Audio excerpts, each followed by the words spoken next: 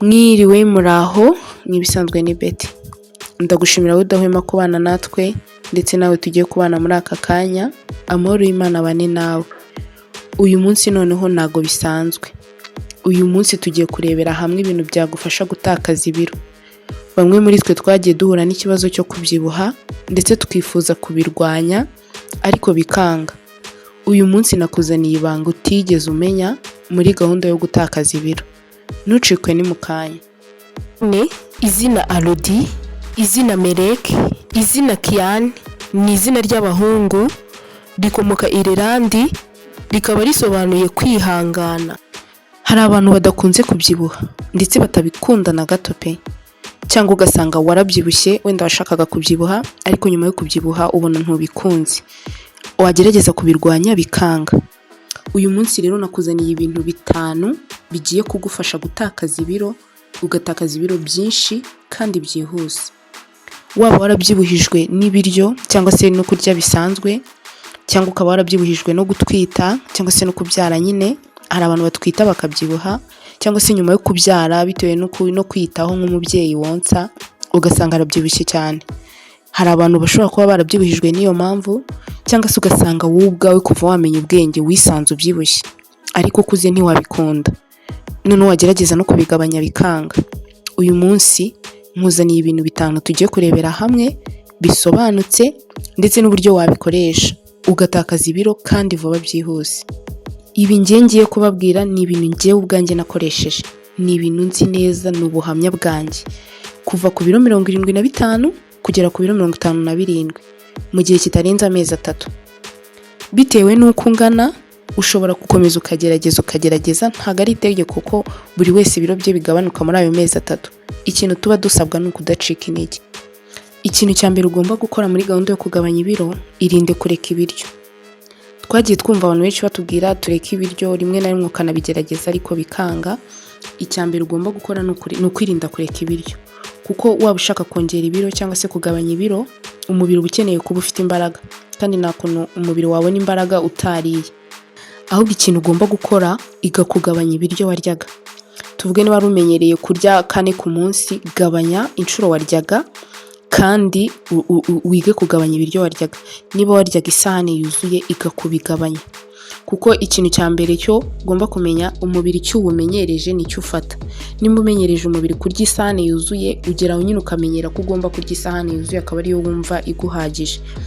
Rero niwiga kugabanya ibiryo, uko ugenda ubigabanya umubiri nawe uzagenda umenyera kurya bya biryo bike wawumenyereje, bityo wirinde ibiryo bidakenewe mu mubiri, ari nabyo bishobora kugutera kugira ibinure bigiye bitandukanye ahantu henshi hagiye hatandukanye.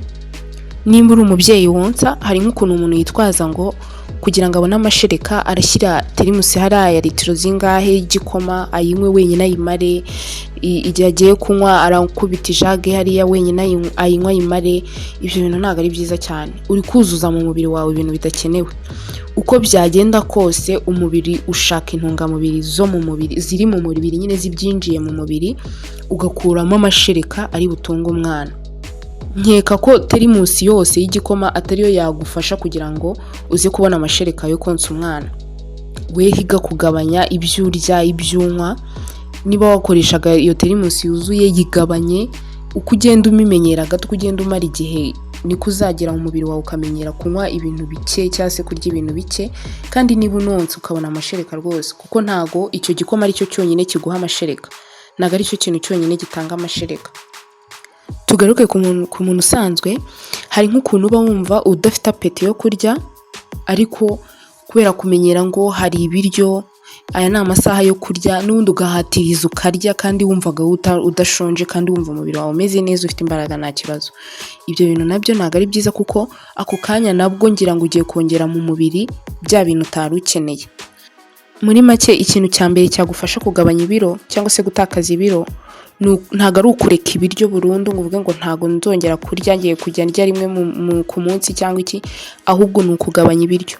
Ushobora gufata breakfast, saa sita ugafata ibiryo bike bishoboka, kuko igakumenyera ngo niba ndiye nkahaga ndarekeye. Nta mpamvu yo kurya ngo wuzuze ngo wumve ko uhaze bimwe bya cyane, no, ibyo bintu ntabwo ari byiza muri gahunda yo kugabanya ibiro. Ahubwo menyera kurya ibiryo bike, kandi uko umenyereza umubiri kurya ibiryo bike, nawe niko uzagenda ukagera ukamenyera kurya ibiryo bike koko, kandi bikaguhaza rwose ukumva umeze neza. Kuko wibuke neza ko na mbere hose kera ukiri muto ntabwo waryaga ibiryo bingana gutyo nk'ibyo urya, bishobora kukongerera ibiro gutyo. So rero iga kugabanya ibiro. Ikintu cya mbere ugomba gukora ni ukugabanya ibiryo. Ikintu cya mbere ugomba gukora ni ukugabanya ibiryo. Ikindi kintu cya kabiri wakora kugira ngo utakaze ibiro cyangwa se ugabanye ibiro, gabanya ibiryo bidakenewe cyane. Ushobora kumva bisa n'ikintu cya mbere twavuzeho, ariko ntago bisa neza cyane. Ikintu cya mbere twavuzeho ni ukugabanya ingano y'ibiryo waryaga, ariko ibiryo ibyo ari byo byose. Noneho iki cya kabiri cyo rero aho bigiye gutandukanira ni ibiryo tudakenera cyane mu mubiri. Nk'urugero, ndaguha urugero, ku kintu cya mbere byari ibiryo byose, ariko ubu ngubu noneho tugiye gutoranya ibiryo ugomba kugabanya cyane kurusha ibindi. Urugero, ibintu birimo amavuta menshi, ibintu birimo amasukari menshi, ibintu by'amafarine cyane, ngira ngo uri kubyumva ko bitandukanye.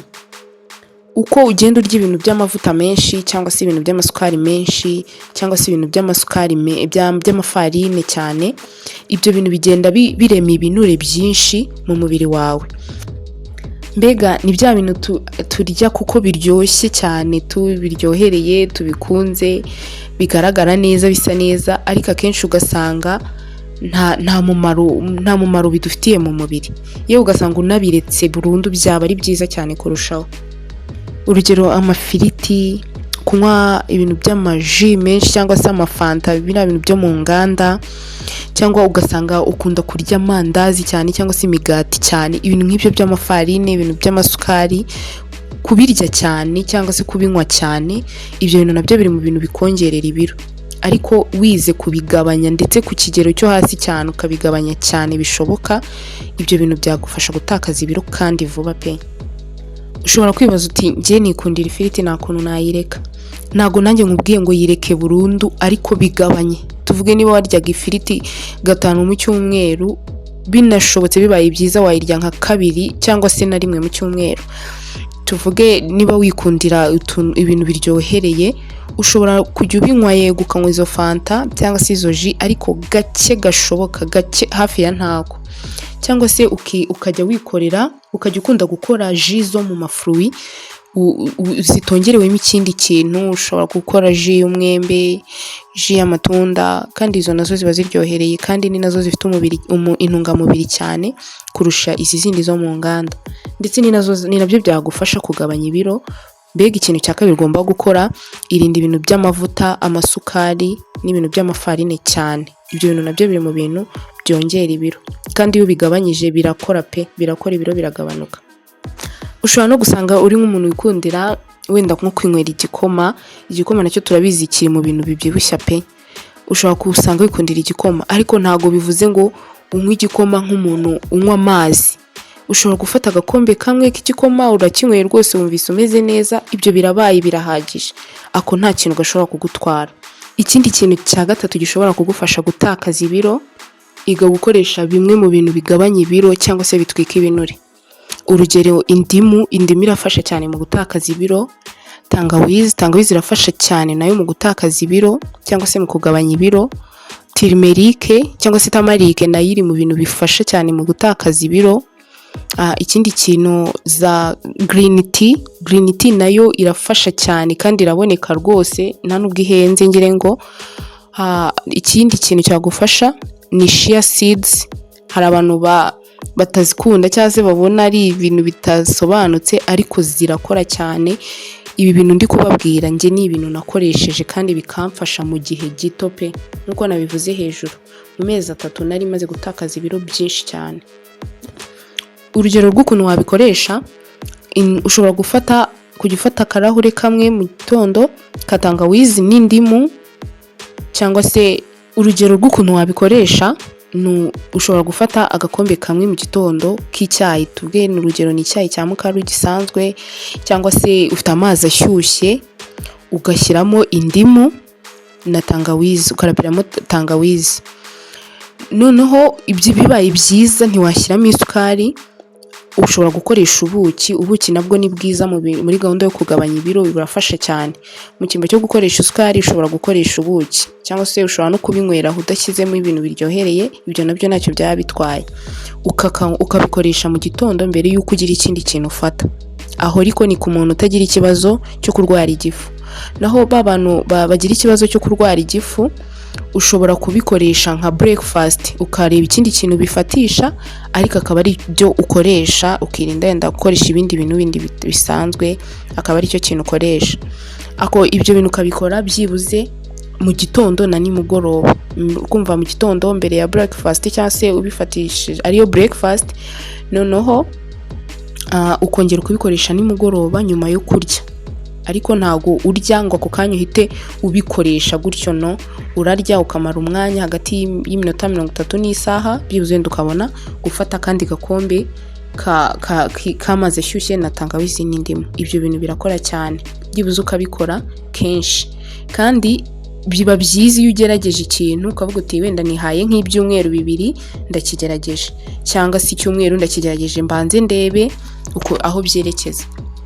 Ikindi ushobora gukoresha tamarike, ukajya uyishyira nayo mu mazi ashyushye, wenda ugashyiramo n'ubuki, nta kintu itwara, nta kibazo biteye. Wenda ku muntu utashobora kwihanganira ibintu bitaryohereye, ushobora gukoresha ubuki mu cyimbo cyo gukoresha isukari, nayo ukabikoresha nka gutyo. Ushobora no kuyinywa ku manywa yo, nta kibazo, nta kintu yagutwara, nta kintu yagutera. Waba urwaye igifu cyangwa utarwaye igifu, ngira ngo nta kintu itera, kuko nanjye nagiye nyikoresha kandi ngira ikibazo cy'igifu, ariko nta kintu yantwaye. Ukundi kuntu ushobora gukoresha, kugikoresha chia seeds, ukazishyira mu mazi asanzwe, amazi akonje yanga tunywa nyine asanzwe, none akaba ariyo mazi unywa. Ushobora no gushyira muri litiro n'igice cyangwa se muri litiro, ukayinywa agashira, ubundi ugakomeza bisanzwe. Si ngombwa ngo amazi yose unywe ube washyizemo chia seeds. Kandi biba byiza iyo uzishyize mu mazi, byibuze ugategereza nk'iminota 30, akaba ari gutangira kunywa kuri ayo mazi. Ikindi ushobora gukunda gukoresha green tea, ukaba wanahagarika amajyane pe burundu, ukajya wikoreshereza green tea, cyangwa se niyo utanayahagarika burundu, ariko akenshi ukajya ukunda gukoresha green tea mu mazi ashyushye. Tukiri kuri iyi ngingo ya 3 yo gukoresha bimwe mu bintu bigufasha gutwika ibinure, harimo no kwimenyereza kurya amasalade. Kunda kurya salade cyane, niyo yaba ari salade y'igitunguru na karoti, salade y'amashu, mbega ibyakorohera cyangwa se ibyo wowe wakumva ukunze, ariko upfa kuba ari salade. Ikindi gishobora kugufasha kurya amagi atogosheje, cyangwa se kurya imineke, by'umwihariko mu gitondo, kuko ushobora kurya igi rikagufasha mu gitondo, rikagufasha kumara undi mwanya munini cyane utarongera kumva ushonje. Bimwe bituma bishobora kugutera kuryagagura, gutoraka, ukarya kariya gutyo. Amagi arafasha ndetse n'imineke. Ikindi kintu cya 4 gishobora kugufasha gutakaza ibiro cyangwa se kugabanya ibiro, iga kunywa amazi cyane. Twese nk'uko tubizi, amazi ari mu bintu by'ingenzi cyane dukeneye kugira ngo tube dufite ubuzima bwiza. Nko gukura imyanda mu mubiri, ibyo nabyo turabizi ko amazi akenerwa cyane rwose. Rero amazi nabwo ashobora gukoreshwa muri gahunda yo kugabanya ibiro, kuko urumva ibyinshi mu mubiri bidakenewe, amazi agufasha kubisohora. Imenyereze kunywa amazi cyane, kenshi ubigire nk'umuco, atari kuvuga ngo ni kwa kundi umuntu anyweye amazi afite inyota gusa, no. Ukibyuka unywa amazi, igihe runaka unywa amazi, umenyere mbega kubaho unywa amazi kandi menshi ahagije. Ibyo bintu bizagufasha kugabanya ibiro kandi vuba. Ikindi kintu cya 5 ari nacyo cya nyuma dusorejeho, gishobora kugufasha kugabanya ibiro cyangwa se gutakaza ibiro pe ku rwego rushimishije, iga gukora siporo. Gukora siporo, ntago abantu bose bakora siporo baba bagiye muri gym, nta nubwo abantu bose bakora siporo ariko baba babyutse bakajya kwiruka mu misozi ni bagaterera indi. Ntago abantu bose dukoresha iyo systeme mu gukora siporo. Siporo ziri mu bintu bidufasha gutwika ibinure ndetse vuba cyane rwose. Gusa ushobora kwibaza se nakora izihe siporo, nabigenza ne? Tangira ukora siporo zoroheje, zigiye zoroheje, kuko urumva uko umubiri ushobora kuba utarigera gukora siporo na gato, umubiri wawe ntabwo wari uzimenyereye, ariko ushobora gutangira ukora siporo zoroheje gake gake. Ushobora no kujya ufata wenda nko kuri interineti byaroroshye, ushobora kubonaho amasiporo amenshi agiye atandukanye, iza abdomino, izikura ibinure ku maboko, ibintu byinshi bigiye bitandukanye. Izi zishobora kugufasha, ushobora guhera naho ngaho ukajya urebamo izoroheje washobora, ejo birongera ugashiduka wakoze na za zindi wabonaga ko utashobora. Uko ugenda uzikora gake gake niko ugenda umenyera, nyine umubiri wawe ukagenda umenyera siporo, kandi zirafasha. Ikindi kintu zishobora kugufashaho nk'ibyo byose twabonye hejuru, uri kumva nk'umuntu wari ubyibushye, uri kumva umubiri wacu ni elastique, nyine uba warakwedutse. Uko ugenda ugabanya ibiro, hari bya bintu bimeze, hari ikintu kisigara kimeze nk'igitendera ukuntu, aho wagiye ugabanya aho ibiro byagiye bigabanyuka. Sinzi niba ndakeka muri kubyumva neza.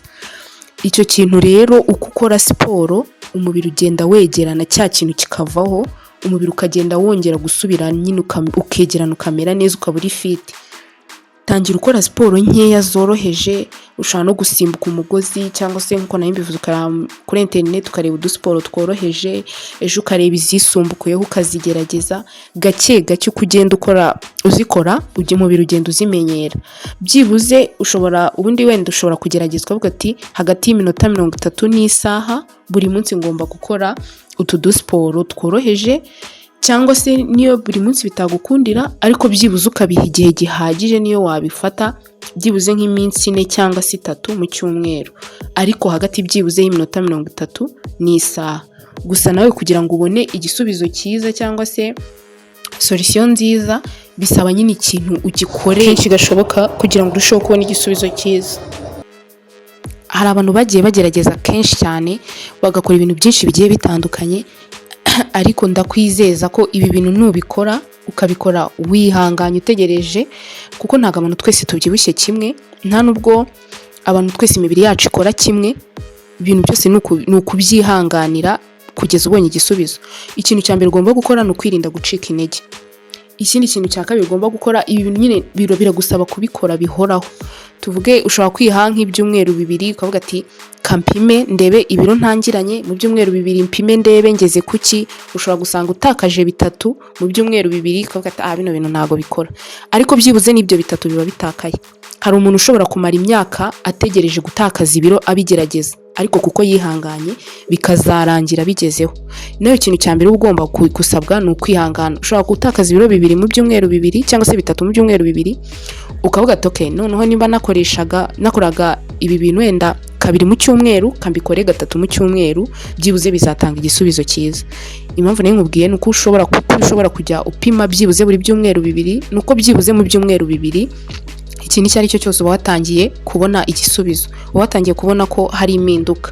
Byibuze mu byumweru 2 wajya upima ukavuga ngeza ibindi byumweru ngeza, kuko utakaza ibiro cyangwa se kubyongera ntago ari ibintu ukora uyu munsi ngo uvuge ngo misengera kuri iki kintu nashakaga. No, byose bigusaba kugenza gake gake kandi ukabyihanganira kuko ugategereza. Abantu nkuko nabivuze, ngiye navuye ku biro 75 ndamanuka ngera ku biro 57 mu gihe cy'amezi 3, nayo ntago yuzuye neza. Rero nawe byashoboka wikumva ko bitakora, byashoboka.